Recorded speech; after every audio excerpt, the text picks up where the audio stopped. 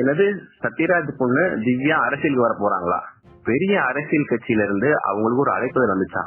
என்ன விஷயம்ன்றத ஒரு அறிக்கை மூலியமா டீடைல்டா சொல்லிருக்காங்க. அதுல அவங்க என்ன சொல்றாங்க அப்படின்னா, எனக்கு அரசியல் ஆர்வம் உண்டுன்னு ஒரு சில பத்திரிகை நண்பர்கள் நான் சொல்லியிருந்தேன். அதுக்கப்புறம் என்னை எங்க பார்த்தாலும் அவங்க கேட்கறது என்னன்னா, நீங்க எம்பி ஆவதற்கு ஆசை இருக்கா? அரசியலுக்கு வருவீங்களா? உங்களுக்கு மந்திரி ஆகணும்னு ஆசை இருக்கா? உங்க அப்பா சத்யராஜ் உங்களுக்காக பிரச்சாரம் செய்வாரா? இப்படி பல கேள்வி கேட்டுட்டு இருக்காங்க. நான் பதவிக்காகவோ தேர்தல்ல ஜெயிக்கிறதுக்காகவோ அரசியலுக்கு வரணும் அப்படின்னு நான் நினைக்கவே இல்லை. மக்களுக்கு சேவை செய்யணும், அதான் என்னோட ஆசை. அதுக்காக தான் நான் அரசியலுக்கு வரணும்னு நினைக்கிறேன்.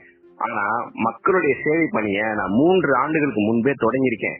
எப்படின்னா, மகிழ்மதி என்ற இயக்கத்தை ஆரம்பிச்சிருக்கோம். அந்த இயக்கத்தின் மூலமா தமிழ்நாட்டுல வறுமை கோட்டுக்கு கீழே இருக்கக்கூடிய மக்களுக்கு இந்த இலவச ஊட்டச்சத்து நிறைந்த உணவுகளை கொடுத்துட்டு இருக்கோம். அது மூலியமா என்னோட சேவையை நான் செஞ்சுட்டு இருக்கேன்.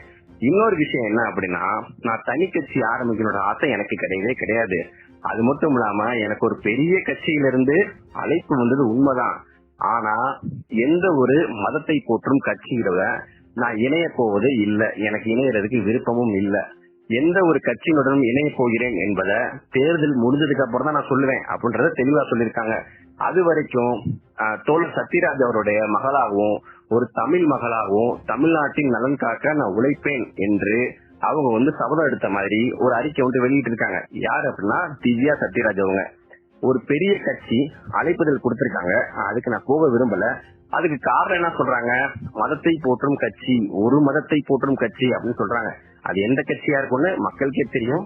இந்த விஷயத்த திவ்யா சத்யராஜ் தெளிவா விளக்கியிருக்காங்க என்பது குறிப்பிடத்தக்கது. செய்திகளை உடனுக்குடன் தெரிந்து கொள்ள உடனே சப்ஸ்கிரைப் பண்ணுங்க.